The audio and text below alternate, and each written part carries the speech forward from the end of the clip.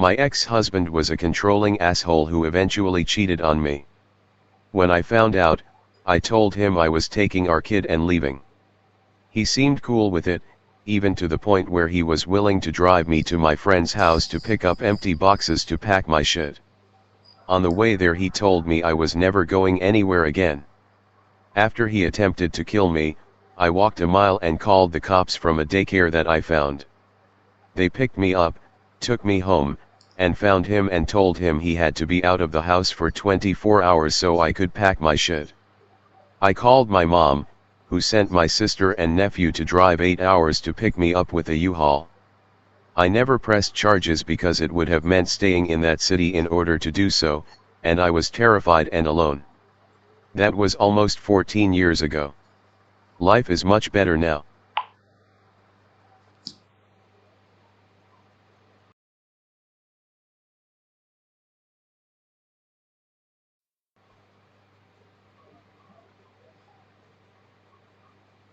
I was driving on the interstate doing about 70 miles per hour. I was in the left lane because it was the dead of night, the road was empty and the right lane was bumpy. I saw headlights come over the horizon so I changed lanes in case they were driving faster than me. Turns out they were doing about 120 miles per hour and tried to pass me on the right as I switched lanes. They almost rear-ended me, which would have killed us both, but missed by inches. My heart was racing, but we were both okay and out of danger. That is, until the truck started falling back by about 50 feet and then racing toward me and then braking just in time to avoid hitting me. They actually tapped my bumper once. There was nothing I could do. I couldn't slow down to less than 70 because that might cause them to really hit me. I was stuck playing the psycho's game with my life. The truck lost control twice, going off the road, so the driver clearly didn't care if we died. They did it probably 5 times before going around me and disappearing.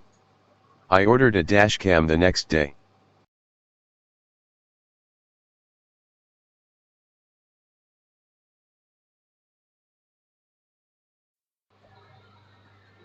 Unfortunately, yes. My brother at the time had a really bad temper and couldn't control himself. We lived together at the time and he was not working, but I was. When I left he was on my computer in my room, and when I got back 10 hours later he was still on it. I kindly asked him to log off my computer and leave me room so I could change and relax. He didn't say anything and just stayed there on my computer. After asking him politely a few times, I finally got upset and ripped the plug out of the wall and said, "Get out." He just sat there in a trance-like state and still didn't move. I told him again and he just snapped. He pushed me aside and went to the kitchen screaming, "I hate you, I hate you."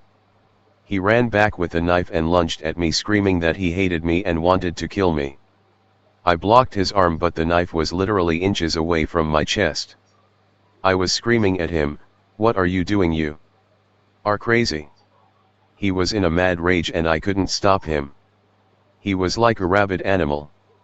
It took every ounce of strength I had to keep the knife from plunging into my chest. Finally I screamed, "I am calling the cops, you psycho," and he just stopped and ran out of the house as if a switch went on in his head. He didn't come back for days after that. My mom wanted us to talk it out, but I was just in so much shock that he would do something so dark and evil to his own brother. He came back and tried to ask for forgiveness, but there was none to be had that day. I didn't want to even